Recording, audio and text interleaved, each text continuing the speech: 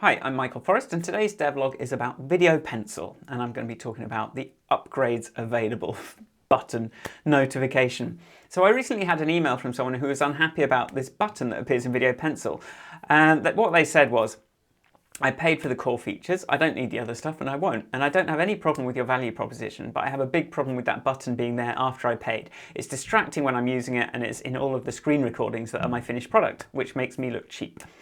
Right, so, I knew it had a point, but I also knew it wasn't a straightforward change. And just to clarify, that button appears if there are any upgrades that you have not yet bought.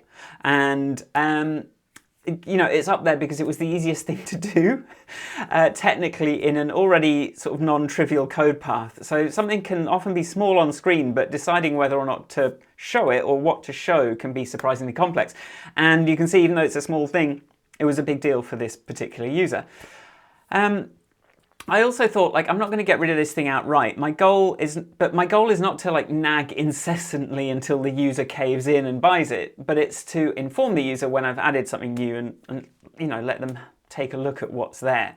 So it just lets me sort of add new features to the app, and that people don't have to know to go into the upgrade screen to find it if they've launched the app.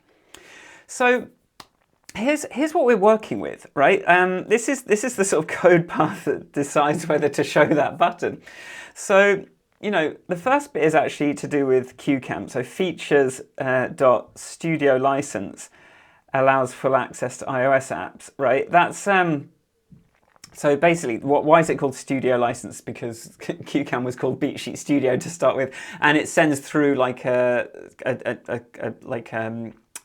it sends through a little license through to the iPad, which is signed with a private key and public key and all this stuff, just to make sure I know it's valid. But basically, it goes, okay, if it allows access to all the apps, then we don't need to show any upgrade button, right? Also, there's this test which is actually relatively recently added, which is a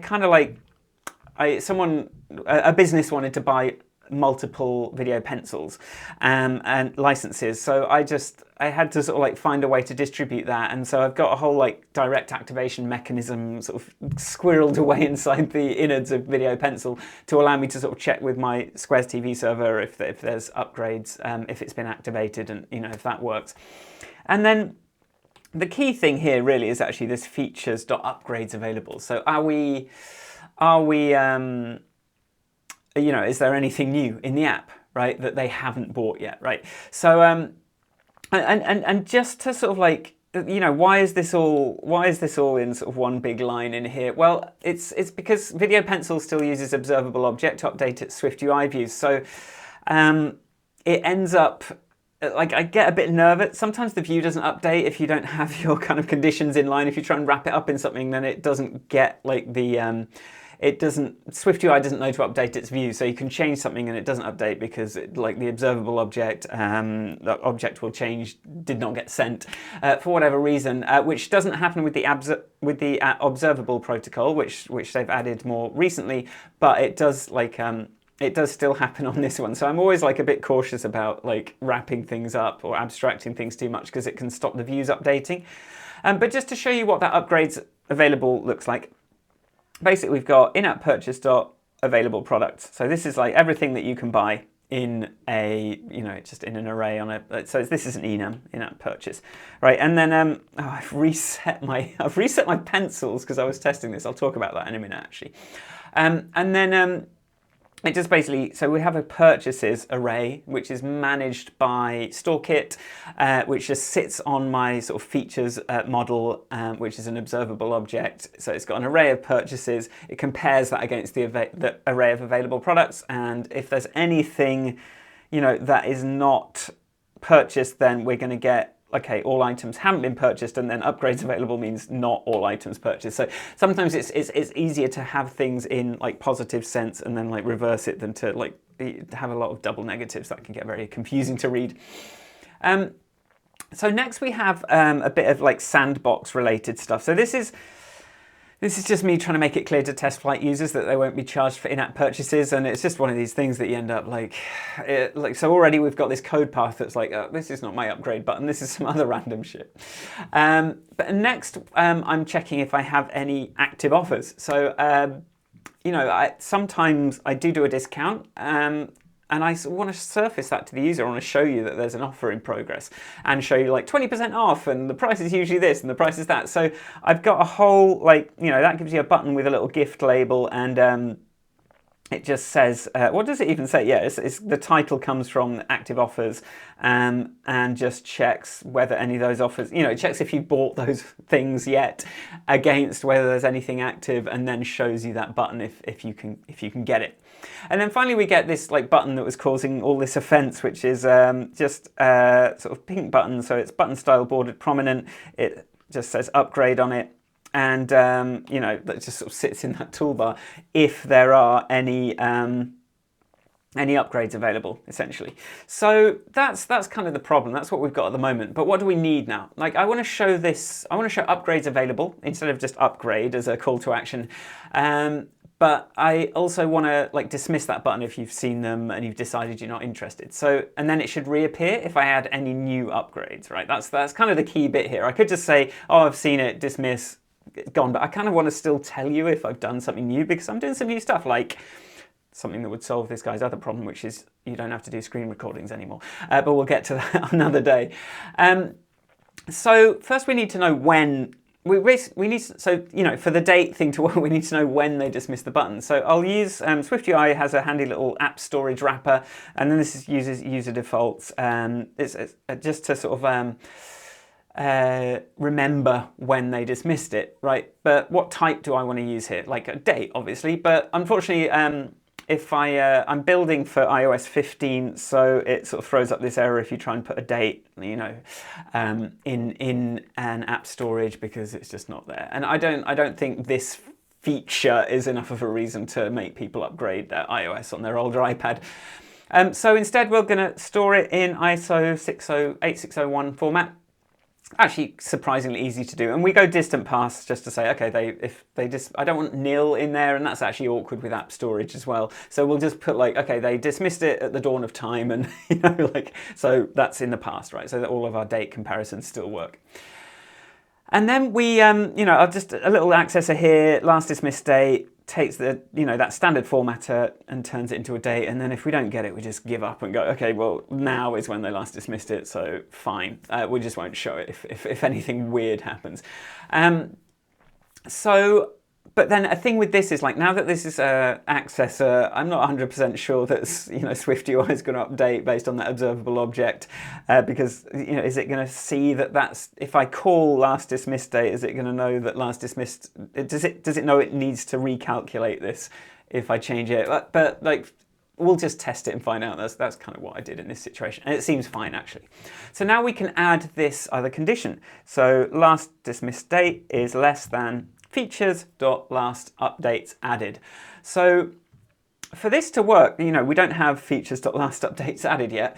So for this to work, we need to know when each item was added. So luckily I do have a record of when I added each thing in my, if I turn on authors in Xcode, I can see, okay, I added core in November 2022. I added like the action replay in November 2024. I changed my mind about a shuttle wheel feature, but I'm always scared to delete keys like this that are sort of like linked to something outside of my control. But and just ignore, don't worry about that switcher, you haven't seen it, you haven't seen anything. But yeah, so I can get that, and then so I can just add these dates into my enum. So it's just a case of sticking a little property on my in-app purchase model. I always make a little helper function to sort of keep these dates nice and easy to read, even though it does mean it, like, it's extra machine calls to sort of access all this stuff, but it's just, sometimes the readability is more important than, like, you know, optimizing the death, you know, everything to death. And I won't add a default clause because I want error messages to tell me, you know, if I add a new feature, I want it to tell me that I need to add in when I added the new feature into this enum. So just caution with stuff like this and having a default clause, because it sort of can defeat the point of an enum, because you actually want to make sure you explicitly handle every state. And you see, like, this was a kind of, I changed my mind about doing this, and this maybe happens in future. So these just return nil for now. And then here's my calculation on features, last updates added. So products is an array of SK product instances keyed on my in-app purchase enum. So it's it's got those enum values, core laser pointer, and then it's got like the store kit product. But so we take the keys of that dictionary, and then we just sort of look at that added. So this is the added. This is the added thing. So this is how we're accessing there. We're doing this like little backslash dot, key path thing. So that, and then we use compact map to filter out these nils as well. So now we've got that, and then we can just do max to get like the most recent of those dates. And then if we don't get anything, we just say ages ago, give up. Right. And so now I'm going to add the update button. So I don't want a big pink call to action anymore. I'd rather just have it feel a bit more informational. So I have hard-coded a little line break in there, which, isn't ideal, but I just couldn't be bothered with like figuring out the fixed size. I just knew I wanted a line break, line limit to make it small, make it bold, and put it in yellow, and don't make it like a special button. And then instead of making a right, and then this is the dismiss button. So what does the dismiss button do? It just sets last dismiss to like today in the ISO 8601 format. I was like optimistically added with animation, but it doesn't seem to work. But who cares? But yeah, basically but something just to note here, and I'm sort of doing two contradictory things here. Here I've got like a hard-coded string with a new line, but the reason I haven't just done a button with an image label of an Xmark image is for accessibility. It's a good habit to be in, to sort of give it a label, even if that's not going to be seen in the user interface. So this is dismiss, Xmark, and then I just set the label style to icon only. So, and that's just a good practice in terms of accessibility. Generally, like give it a name and then just hide it with icon style so that like screen readers or whatever can actually like find that. And here's what that looks like. So we've got upgrades available. Sorry, let me find it. It sits up here. So that's that line break, that thing, and then a little X mark. So I've done it in yellow, so you sort of know this relates to that. So again, like probably my dismiss should say dismiss alert, upgrades available alert, but there's how long is it? You can just keep going forever with this stuff sometimes. But before I go, so that, that's there, that's in there now. Well, it will be in the next release of Video Pencil. Tiny little thing, but as you can see, like a deceptively complex process to actually change that.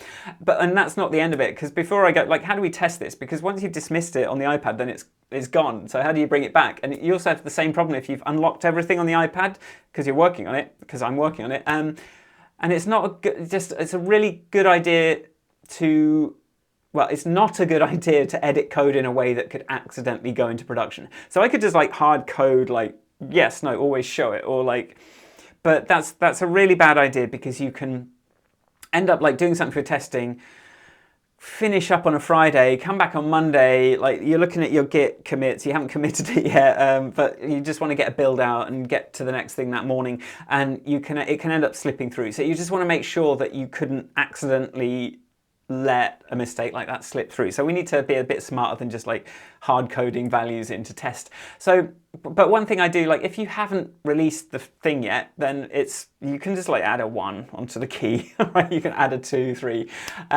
So, that's one way of just quickly checking things. So it just makes it really quick to do it. And sometimes I do that because I don't really care what the key's called that much. The user's never going to see it. And as long as I can't change it after I've shipped, because it's just going to show it again for everyone, but I can, before I've shipped it, I can put it in there. But that's not always enough, so you probably need an admin panel for yourself. So here's what I have in Video Pencil when I'm working on it. There's a little button down here for the for an admin tab on settings. So we have that, and then here's the sort of normal settings, and here's my admin setting. And so I just have some stuff like clear user defaults, which I kind of regret pressing because it's reset all of my pen styles. But also I've got like clear purchases, temporarily remove watermark, like ignore CueCam, because CueCam was just like, I had CueCam running and it's just like unlocking everything, because that's what CueCam does, and then that thing never shows. So like ignore CueCam is just a little admin setting I have for myself so that it's not going to sort of like get in the way. So that's just another little tip for you. And then just to show that, we just have if debug, then show this extra tab in the tab view. Simple as that, really. So thank you for watching. You can get CueCam Presenter, which I used to shoot this video in one take, at cuecam.app, and then Video Pencil, if you want to try that as an iPad app, is available at via videopencil.com. That's going to give you a little bit more information about it and take you to the App Store if you go with that on your iPad. Thank you for watching.